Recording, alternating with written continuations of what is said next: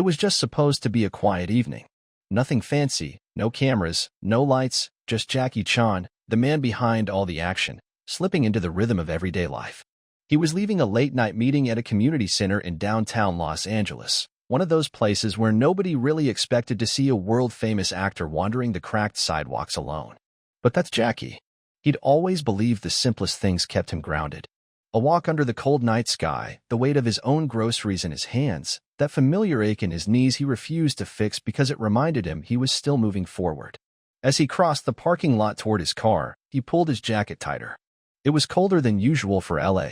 The lot was nearly empty, just the buzz of the flickering street lamp overhead and the hum of a vending machine by the old laundromat. Jackie had parked far from the building. He liked it that way, but as he made his way to his SUV, something caught his eye. Not something. Someone. An old, battered sedan sat parked near the fence. It wasn't just the rusted edges or the cracked taillights that caught his attention. It was the faint glow of a baby's blanket, barely visible through the condensation fogging up the windows. He slowed his step, instinct telling him something wasn't right. That's when he saw her. A woman, mid-30s, maybe younger, it was hard to tell, pacing next to the car, rubbing her hands together, her breath clouding in the air. She looked tired. No, not tired. Exhausted in that way you feel deep in your bones, like gravity is pressing harder on you than everyone else. Her thin sweater hung off her shoulders as if it had lost its shape long ago. Jackie stood still, watching, not wanting to intrude but unable to turn away. She stopped pacing and leaned into the car, adjusting something or someone on the back seat. And then the sound hit him. A soft, muffled cry. A baby's cry. Weak, almost like a whimper. It cut through the cold more sharply than any winter wind could. Jackie hesitated. He wasn't sure what to do. He'd seen things in his life, more than he cared to admit. He knew how fragile pride could be, how approaching someone the wrong way could make them shut you out completely. But standing there, doing nothing? That wasn't in him. He took a few steps closer but stayed far enough to give her space. "Excuse me," he said softly, his voice carrying in the empty lot. She turned sharply, eyes wide with fear, clutching the car door like she thought he might rip it away from her. "I'm sorry." Jackie raised his hands, palms out, his tone careful and calm. "I didn't mean to scare you." The woman's gaze darted around. "I'm fine," she said quickly, the kind of fine that people use when everything's falling apart. "We're fine." Jackie nodded slowly. He didn't argue. "Okay. But it's cold tonight," he said gently. "And your little one," his eyes shifted toward the car, "sounds like he might need a little extra warmth." She said nothing, just stared at him, torn between fear and exhaustion. Her arms trembled slightly, whether from the cold or nerves, he couldn't tell. "I've got some things in my car," Jackie continued. "Blankets. Food. Just sitting there. You'd be doing me a favor if you took them." The woman's jaw clenched. For a second, he thought she might yell or tell him to leave, but then her shoulders sagged as if holding herself upright had finally become too much. She said nothing, just nodded faintly. Jackie didn't waste a second. He walked to his car and grabbed a thick wool blanket he kept in the trunk, along with a small grocery bag from earlier, a few sandwiches, bottled water, and some fruit. When he returned, he placed them carefully on the hood of her car and took a few steps back. "I'll leave these here," he said, his tone soft. "You can take them or not. Your choice." Without another word, he returned to his car. But he didn't drive away. He sat behind the wheel, engine off, watching from a distance as the woman hesitated, glanced around, and finally crept forward. She touched the blanket as if she wasn't sure it was real. Then she grabbed it and bundled it close to her chest, tears slipping down her cheeks in the dim light. Jackie didn't move. He knew this wasn't the end. Not by a long shot. This was just the beginning. The next morning, Jackie sat in his car outside the same parking lot, a paper cup of tea cooling in his hand. He hadn't planned on coming back. At least, that's what he told himself. Last night had been enough, hadn't it? A blanket, some food. A quiet gesture to let someone know they weren't invisible. But when he woke up that morning, he realized that thinking about it didn't sit right. He had spent most of his life performing stunts that could have killed him. Leaping from rooftops, crashing through glass, jumping from moving cars, none of it made his heart race like what he saw through that fogged-up window the night before. A woman who had nowhere to go, holding a baby against the cold, hoping she could make it through another night without anyone noticing they were living in their car. He took a slow breath and sipped the lukewarm tea before stepping out and crossing the lot again. The sedan was still there, parked in the exact same spot, like it hadn't moved an inch. The windows were still fogged, but there was something different about the scene this time. The woman wasn't pacing like before. She was sitting on the curb next to the car, holding the baby close to her chest under the blanket he had left. She wasn't looking at him, but he had the sense she knew he was there. Jackie walked toward her carefully, keeping his pace steady, deliberate, without making sudden moves. When he stopped a few steps away, she finally spoke. Her voice was hoarse, like it hadn't been used much lately. "Why are you back?" He stood still for a second, then answered. "Because I wanted to see if you were okay." She gave a small, dry laugh that didn't sound like it had any humor left in it. "You already did more than most people would." Her eyes flickered up at him briefly, then back down at the baby in her arms. "You don't need to keep coming here." "I know," Jackie said simply. He glanced at the car and noticed how the condensation on the windows had cleared a little on the inside, as if the cold wasn't as thick as before. It was something, but not enough. They stood in silence for a few minutes. Jackie watched her adjust the baby's blanket, smoothing it with practiced hands, careful but tired. The way she touched the child was automatic, a habit formed from necessity. His hands had been like that once, too, when his daughter was young. He recognized the movements. It wasn't something you thought about. You just did it. He sat down slowly on the curb, a short distance away, keeping his hands resting on his knees. "What's his name?" he asked, not forcing the question, just offering it. She didn't answer at first, then said, "Ethan." "Good name." Jackie nodded slightly. He waited, knowing she could get up and leave at any second, but she stayed where she was. He took it as a small sign. "I'm Jackie," he said after a moment. She looked at him then, really looked at him, and there was a flicker of recognition in her eyes. Not much, but enough for her to realize who he was. It didn't change her expression. "I know," she said quietly. They sat there like that, saying nothing else for a while. The lot wasn't as empty as last night, but no one seemed to notice them. People came and went, loading their groceries, adjusting their rearview mirrors, returning their shopping carts like it was just another day. Maybe it was. After a while, Jackie stood up. He didn't say anything right away, just stretched his legs like he was getting ready to leave. Then he asked, "Have you eaten yet today?" She shook her head once, barely a movement. "There's a place down the street," he said. "I know the owner. It's quiet. Good food. I'll buy you lunch." She stiffened. "I don't want pity." "It's not pity," Jackie replied, his tone unchanged. "It's lunch." For a moment, he thought she would tell him no. She glanced at Ethan, then back at him, measuring something in her head. He could see it on her face. Hunger. Not just for herself, but for the kid. Hunger did things to people, but pride did, too. "If I go with you," she said slowly, "it's because I want to feed my son, not because I need saving." "Fair enough," Jackie said. She stood up, adjusting Ethan in her arms, pulling the blanket tighter around him. She didn't ask for help. Jackie didn't offer. They walked across the lot to his car in silence. He opened the door for her, stepping aside while she settled in the back seat. She stayed quiet, her hands never leaving Ethan's small body as she adjusted the car seat he kept in there for his grandkids, strapping him in with careful fingers. Jackie got behind the wheel and started the car. The heat hummed to life. For a long moment, they didn't speak. "Halfway to the diner," she said. "My name's Lisa." Jackie nodded, keeping his eyes on the road. "Nice to meet you, Lisa."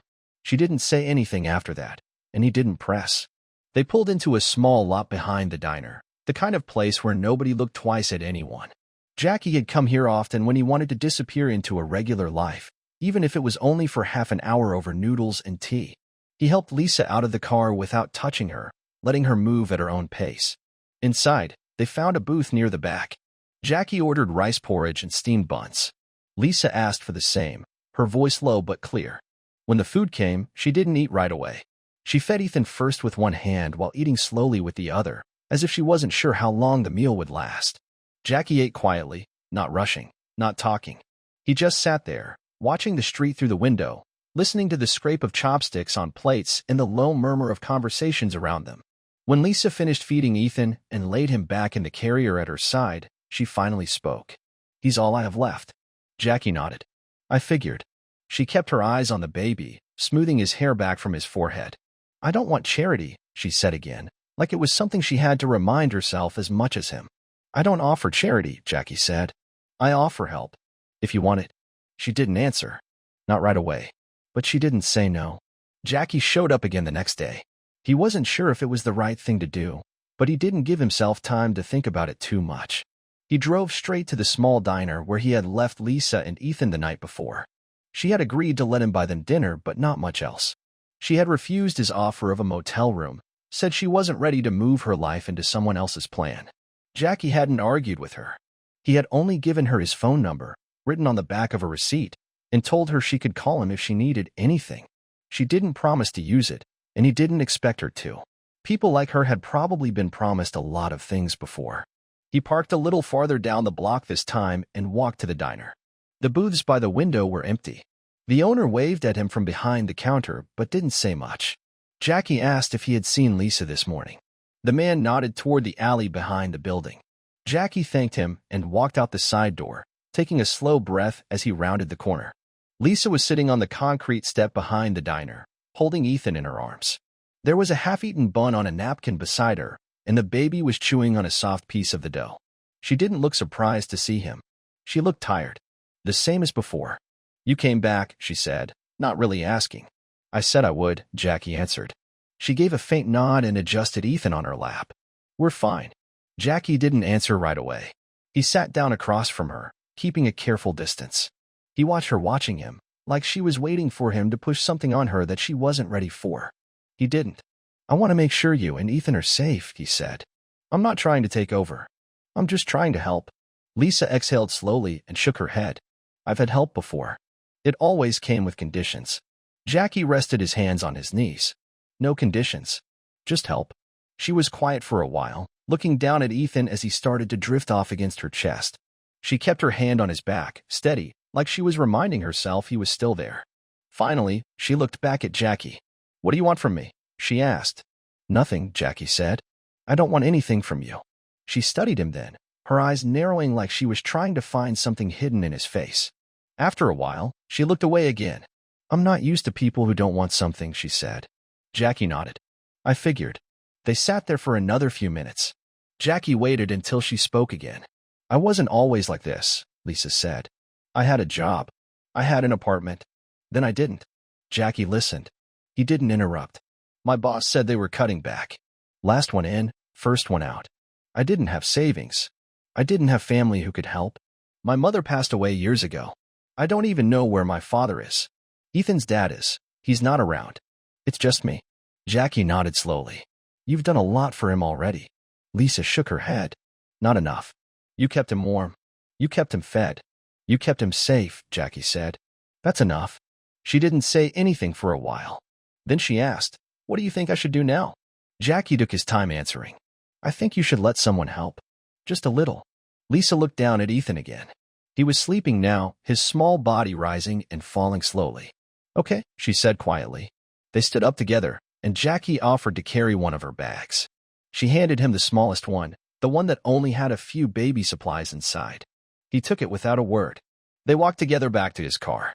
Lisa strapped Ethan into the seat carefully, her hands still steady, even though Jackie could tell she was nervous. He didn't rush her. He drove to a small building a few blocks away. It was an outreach center Jackie had supported for years, but he had never brought anyone there personally. He parked in front and turned off the engine. "They have private rooms," he said. "Not a shelter. Just temporary housing. Families. Single parents." Lisa stayed in her seat for a long time. She didn't look at him.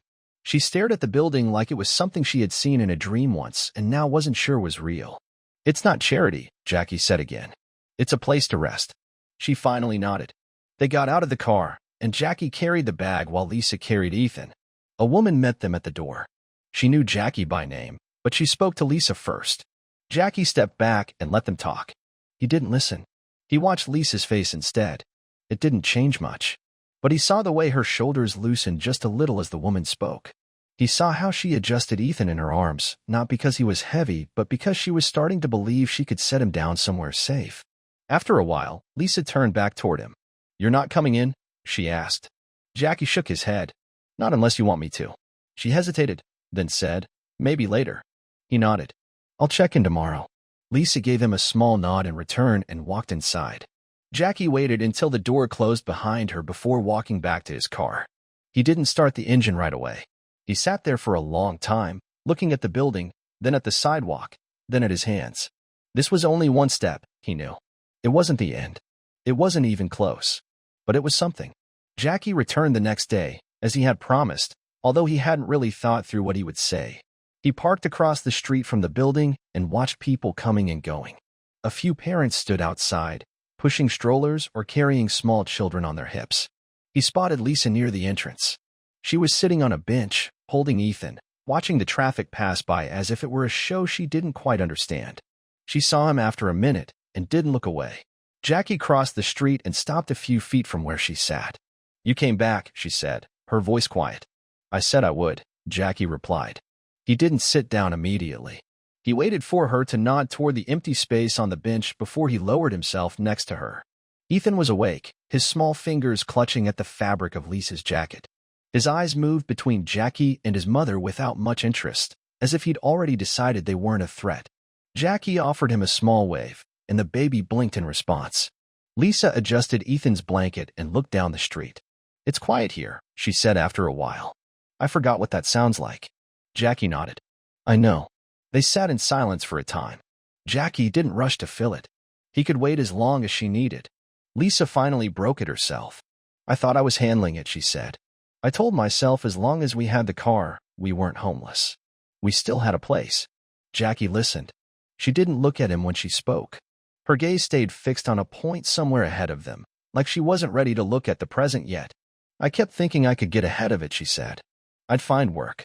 I'd save up enough to rent a room. But it kept getting harder. Every day there was something. Diapers, gas, formula. The car broke down twice. I kept thinking, I just need one more week. But there's always one more thing." Jackie said nothing. He could hear the edge in her voice, not from anger, but from exhaustion that had settled too deep to hide. Lisa finally turned toward him. "Why do you care?" It wasn't an accusation. It wasn't defensive. It was tired curiosity, and Jackie understood that tone too well. "Because I've needed help before," Jackie said. "And someone gave it to me." Lisa tilted her head slightly. "You're Jackie Chan." "I'm a person," he answered. "Just like you." She didn't push it. Maybe she didn't believe him, but she didn't say so. She adjusted Ethan again, and Jackie could see her thinking through something in her head. "They offered me a job here," Lisa said, after a while. "Just helping out. It's a few hours a day. It's not much, but it's something." Jackie nodded.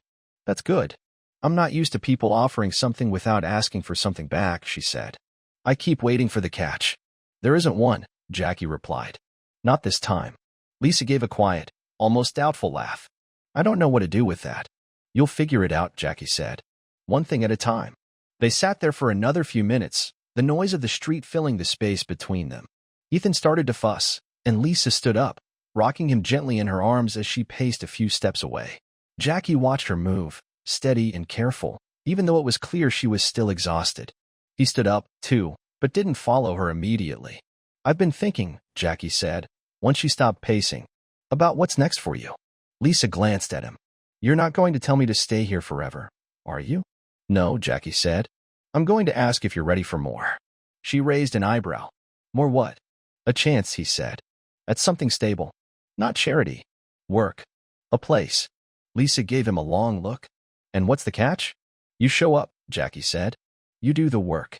That's it." She didn't answer right away. She kept rocking Ethan, her eyes thoughtful. After a while, she asked, "What kind of work?" "There's a community center," Jackie said. "They need people. It's not glamorous, but it's steady." Lisa gave a slow nod, still not sure. "And the place?" "I'll cover it," Jackie said. "For a few months. You take it from there." She stood there, holding her son, considering it in silence for what felt like a long time. Jackie didn't move. He waited. Finally, Lisa nodded. "Okay." Jackie took a slow breath, not in relief but in understanding. This was a beginning, nothing more. "I'll make the calls," he said. Lisa shifted Ethan on her shoulder. "I don't want to owe you." "You won't," Jackie said. "You'll earn it." She looked at him again, searching for something in his face. He didn't flinch. "I'm not easy," Lisa said. "I know," Jackie answered. She gave him a brief, tired smile. "Good." They stood there for a few minutes more. Then Lisa said she needed to go inside and get Ethan fed. Jackie said he'd come back later with the details. She nodded and turned toward the door. Before she went in, she paused. "Thank you," she said, without looking back. Jackie watched her disappear inside the building. He stood there a few moments longer before walking back to his car. He made the calls that afternoon. No speeches, no explanations, just quiet arrangements. A small apartment, modest but clean. A job opening at the center he had funded for years but never really stepped inside. They asked if he was sure. He said yes. He didn't feel heroic. He didn't feel like he was saving anyone. It just felt like something he could do. 3 days later, Jackie was back at the apartment complex he had arranged for Lisa and Ethan.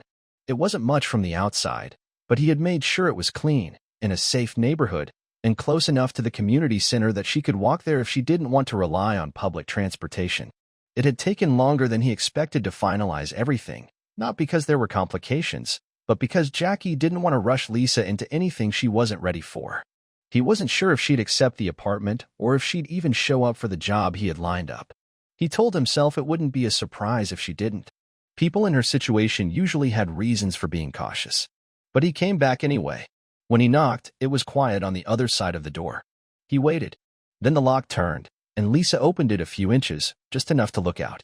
She saw him and didn't say anything right away. She just stepped back, leaving the door open. Jackie entered without comment. The space was small but warm. There were a few toys on the floor, a couple of blankets folded neatly on the couch, and a kettle on the stove. Ethan was sitting on a padded play mat, chewing on a plastic ring. Lisa sat down in the chair by the window. She didn't offer him a seat, and he didn't expect her to. "You're settling in," Jackie said after a moment. Lisa shrugged. "We've been worse places." He nodded, standing quietly in the middle of the room. She looked at him like she was waiting for something more. "I wanted to check in," Jackie said, "and let you know the job is still there. You don't have to decide right away." Lisa ran her hand through her hair, exhaling slowly. "I went yesterday," she said. "They had me filling out forms and answering questions like I was applying for a government position." Jackie smiled slightly. "They're careful." She nodded. "I guess they should be." He let the silence sit there for a bit before asking, "How did it feel?" Lisa was quiet, staring out the window. "Like something I haven't done in a long time." She hesitated, then said, "It felt good." Jackie nodded. He watched Ethan move around the mat, exploring his small world without hesitation. It reminded him of things he tried not to think about too often. He kept his focus on the moment. "They said you can start next week," Jackie told her. "If you want." Lisa rubbed the side of her face, clearly tired but thinking it through. "I want to," she said finally. "I need to." Jackie nodded again. "Good." She gave him a look. "You're not going to say anything like, 'I'm proud of you,' are you?" "No," Jackie replied. "You haven't done anything yet." She smiled then, a real one this time. "Fair." They stood there for another moment before she asked, "Why are you still doing this?" Jackie thought about the answer. He didn't want to give her a line she wouldn't believe. "Because I can," he said. "And because people did it for me when I needed it." Lisa shook her head slightly, but she didn't argue. "Most people forget where they came from." "Some of us don't," Jackie replied. She seemed to accept that. She stood up and picked Ethan up from the mat. The baby leaned into her shoulder, already half asleep. Lisa looked down at him for a long time before speaking again. "I didn't think this was going to happen," she said.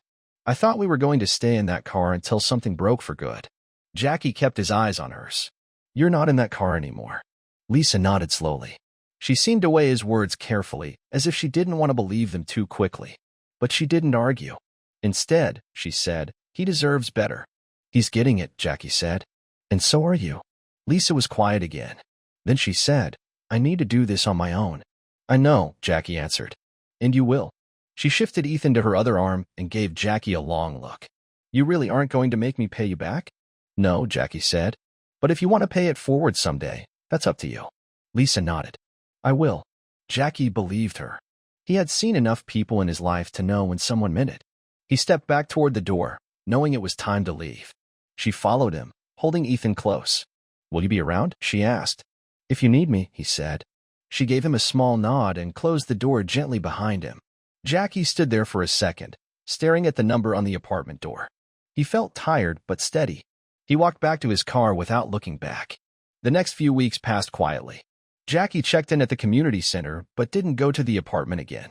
He knew Lisa would reach out if she wanted to. He didn't expect her to. But one afternoon, while he was sitting in a small cafe, his phone buzzed. It was a message from a number he didn't recognize.